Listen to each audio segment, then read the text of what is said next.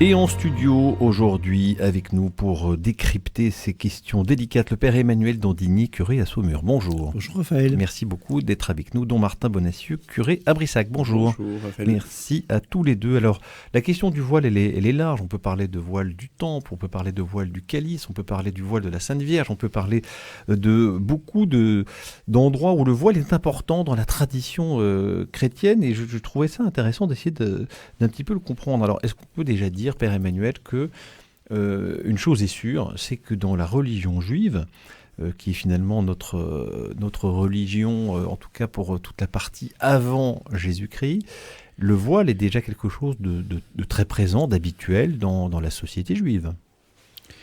Oui, et d'ailleurs, en fait, tout simplement pour des raisons climatiques. On porte un voile, y compris chez les hommes d'ailleurs. Quand vous voyez des films qui montrent les grands prêtres autour de Jésus, ils sont tous voilés. C'est même pas seulement une question de femmes, c'est aussi une question d'hommes quelquefois. Donc le voile protège du soleil tout simplement. Il a une couleur qui n'est pas réfléchissante, au contraire qui est réfléchissante, qui est souvent blanche ou claire. Donc c'est culturel.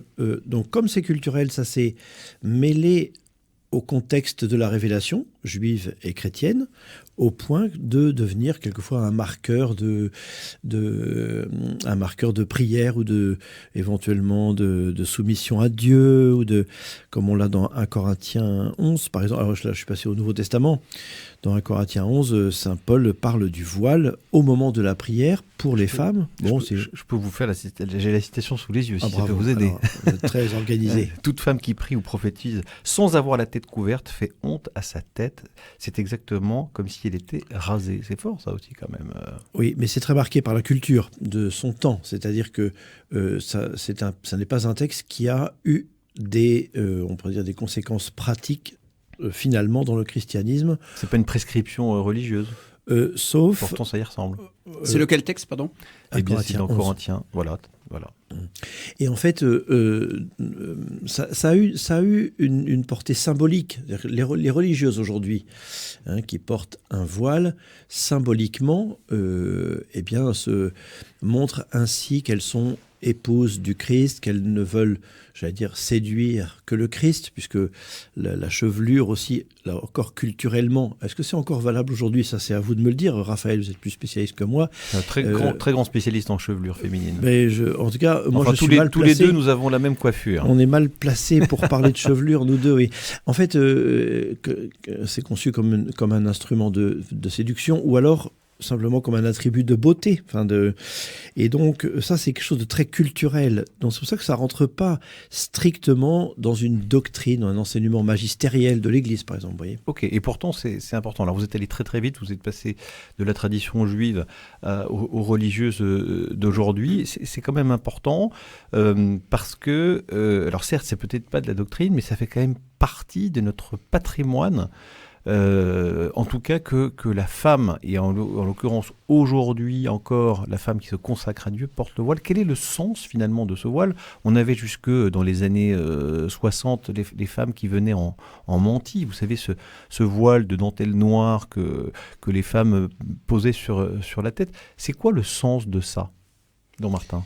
Alors on peut voir deux choses, on peut voir effectivement une sorte de chasteté ou le désir de ne pas séduire par sa chevelure, par ses attributs.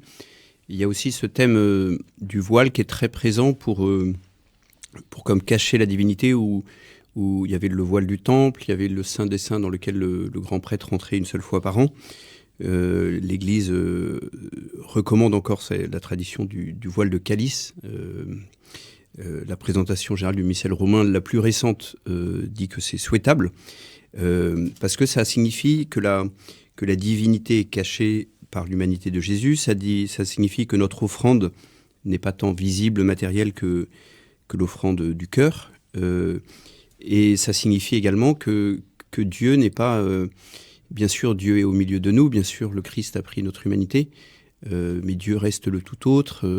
Il reste un mystère. On ne peut pas le saisir. Et donc le voile, en tout cas d'un point de vue liturgique, signifie cela. Ensuite, par exemple, pour une religieuse, ça peut être la signification effectivement d'une consécration, plutôt que de dire que son cœur est à Dieu, donc n'est pas accessible, n'est plus accessible. Donc il y a toute cette... ça peut peut-être... c'est peut-être différent lorsqu'il s'agit d'une femme mariée.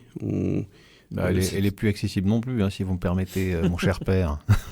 Oui, mais il y a plus ce sens... On peut aussi voiler les femmes mariées. Mais il n'y a plus ce sens d'une consécration qui est à Dieu, qui est derrière le voile du temple, qui est l'inaccessible. Cette barrière avec le monde, finalement. Cette barrière avec le monde, voilà. Alors, dont Martin nous le dit, finalement, le voile cache. Le voile, par définition. Qu'est-ce que ça peut vouloir dire ? Et vous voyez bien que derrière, aujourd'hui, on a un peu tout ce passif en disant mais on cache parce que la femme doit être cachée, elle est soumise. Il y a un peu tout ça derrière avec l'interprétation de l'islam notamment. Qu'est-ce que ça... voilà. Est-ce qu'on est dans cet ordre-là dans la religion catholique ?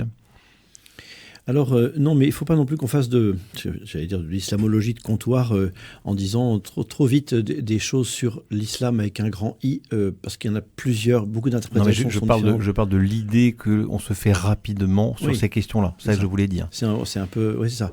Il ne faut pas qu'on soit rapide trop, et là, c'est ça le problème de ce sujet. En tout cas, dans la religion chrétienne... les prescriptions d'ordre, on pourrait dire vestimentaire, sont très culturelles. Et donc, comme c'est culturel, encore une fois, ça ne rentre pas dans un enseignement qui soit prescriptif, moral, juridique. C'est plutôt, sauf quand on entre justement dans une consécration religieuse précise, où l'on sait où l'on rentre, et que pour des motifs symboliques, on décide d'un habit qui marque l'appartenance à la communauté. Mais en dehors de ça, il n'y a pas de prescription. C'est pour ça que... Non, mais j'ai bien compris ça. Donc en fait, si je vous pousse un peu pour aller vite, c'est pas important. Ce n'est pas que ce n'est pas important, mais c'est simplement... Ça reste au niveau symbolique. Et qu'on ne doit rien durcir. On risquerait de durcir les choses. Je pense que c'est ça l'intérêt. Il ne faut pas durcir comme si c'était un principe, comme s'il n'y avait aucune distance entre 1 Corinthiens 11 et nous aujourd'hui. Et il y a une distance parce que Saint Paul est l'auteur de l'épître aux Corinthiens, la première aux Corinthiens, mais il en est l'auteur au sens où il était inspiré par Dieu, mais l'inspiration ne signifie pas qu'il n'y a pas une épaisseur culturelle, humaine, personnelle de Saint Paul, et il faut qu'on fasse le distinguo pour savoir quoi en retirer pour nous aujourd'hui concrètement. Ok, j'entends. Maintenant, pour une religieuse qui a fait le choix, alors une femme qui a fait le choix de rentrer dans une congrégation dont ça fait partie de la règle et du patrimoine et plus que peut-être d'une symbolique, quelque chose de fort. Oui. Elle dit il est gentil le père d'Ordinier, mais enfin quand même, pour nous c'est important. Enfin je le porte tous les jours. C'est pas juste un symbole. Pour moi ça me marque profondément quand même. Vous voyez ce que je veux dire ? Bien sûr, mais le symbole peut vous marquer profondément. Mais c'est un choix particulier, dans une situation particulière de consécration à Dieu, dans une communauté. C'est très particulier. Alors vous avez dit la question elle est délicate quand on parle effectivement du voile islamique, et pourtant il y a des similitudes quand même, parce que la symbolique et la signification, elle est assez proche finalement aussi. Voilà, on n'est pas des spécialistes de l'islam, mais il y a des choses similaires quand même, dont Martin. Oui, il peut y avoir une dimension religieuse, mais il peut y avoir aussi une dimension alors là, qui est culturelle. Ça peut être aussi cette aspiration que peuvent avoir les musulmans, en France notamment, ça peut être aussi une sorte de mouvement de balancier. Peut-être que nous, on a été trop loin dans le sens inverse. On ne peut pas tout montrer ou trop montrer. Ça ne respecte pas la femme. Et donc, il y a aussi le corps est beau, mais le corps ne doit pas être montré à tout le monde de n'importe quelle manière. Et la société occidentale, quand même, depuis une cinquantaine d'années, au prétexte peut-être un peu vite de libération de la femme, parce que les femmes peuvent se sentir agressées par des regards aussi. On a peut-être voulu, nous, aller... Mais là, vous parlez de la pudeur. Alors, oui, la pudeur, exactement. Oui, mais ça peut rejoindre ça. Ne me dites pas que vous voulez voiler les femmes laïques, mon cher Martin. Non, absolument pas, mais si je me permets, je me fais l'écho de... Je sais que que des gens qui sont originaires notamment d'Afrique du Nord, quand ils arrivent en France, ils sont un peu choqués par les femmes à moitié nues sur les affiches. Et ça, on peut le comprendre aussi, parce que dans leur société, c'est pas... Et d'ailleurs, j'ajoute un petit Père point, Emmanuel. c'est que dans la communauté de Thésée, aujourd'hui et maintenant, on fournit à l'entrée de l'église, là, on fournit des voiles pour que les jeunes filles qui arrivent puissent le mettre sur leurs épaules et même aussi autour de leur taille. Et donc, c'est nouveau, ça. Quand on allait à Thésée il y a 20-30 ans, eh bien, ça ne se faisait pas. Et aujourd'hui, ça se fait. Donc, on fournit des voiles pour l'église parce qu'on voit qu'il y a en effet une espèce de... Oui, comme souvent, c'est-à-dire quand on a un petit peu trop... on a un petit peu trop enlevé, maintenant on recouvre un petit peu. C'est ça. Et donc, c'est en effet, il y a une question de culture un peu. On parle beaucoup de culture en fait. Oui, c'est vrai. Et puis on voit les jeunes communautés religieuses féminines se réapproprient peut-être plus volontiers le voile aussi. Il y a un peu un retour du voile entre guillemets, quoi. Oui, effectivement. Oui. Donc sur cette question du voile, il y a aussi pas que les religieuses, il y a aussi le voile de la mariée. Ça fait aussi encore partie, mine de rien, de notre liturgie. Ça a aussi un sens. C'est quoi le sens de ce voile? C'est pas juste oh c'est beau, c'est émouvant. Il y a une symbolique derrière, Père Emmanuel. Il y a sans doute une origine culturelle au départ où, de toute façon, on se voilait volontiers, on se couvrait la tête volontiers. Pas un homme, il y a 50 ans, en France, n'avait la tête découverte. On avait un chapeau. Tous les hommes avaient un chapeau. Les prêtres avaient un chapeau romain ou une barrette. Mais les hommes mariés aussi avaient des chapeaux. Tout le monde était voilé. Ou... en tout couvert. Cas, pas en cheveux, couvert, quoi. Voilà. Donc là, il y a quelque chose de plus de culturel, sans doute. Et puis, il y a aussi un moment, vous savez, là, je ne crois pas que ce soit prescrit dans le rituel, je me tourne vers mon confrère pour le vérifier, mais il y a un moment, vous savez, où la mariée, quand elle a un voile, se lève son voile, une révélation. Une fois après l'échange des consentements. Après l'échange des consentements, c'est au moment où elle est épouse, justement. Et donc, il y a peut-être quelque chose autour du Christ et de l'Église. Alors là, c'est un peu plus spirituel, on pourrait dire, que culturel, où il y a une révélation. En fait, l'épouse se révèle. Hein, le mot révélation est très beau. C'est on enlève le voile pour se découvrir à l'autre. Et donc, l'épouse se révèle à son épouse et l'épouse se révèle à son époux. Donc, il y a quelque chose peut-être du Christ et de l'Église au moment où on célèbre le mariage et de cet ordre-là. Mmh.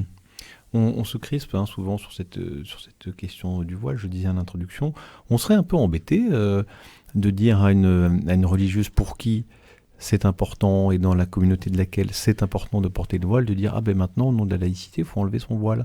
Ce serait embêtant, non, Don Martin? Oui, effectivement, et ça serait une mauvaise compréhension de la laïcité. La laïcité, c'est pas le pape François d'ailleurs l'a rappelé, je crois, en Corse. La laïcité, c'est pas l'exclusion des symboles religieux de la sphère publique, c'est la légitime autonomie du domaine religieux et du domaine politique, mais ça c'est de l'intolérance, de ne pas vouloir que l'autre exprime sa foi, vive de sa foi de la manière dont il le fait traditionnellement. Mmh. Même avis, Père Emmanuel? Oui, c'est ça. Et évidemment, ce qui est complexe dans cette affaire, c'est que la religion et la politique se mêlent là-dedans. Et donc, comment faire pour ne pas interpréter de façon, j'allais dire, un peu naïve, nous autres chrétiens français, des choses qui sont parfois finalement un peu politisées. Donc, c'est pour ça que Jésus a dit dans l'Évangile « Rendez à César ce qui est à César et à Dieu ce qui est à Dieu ».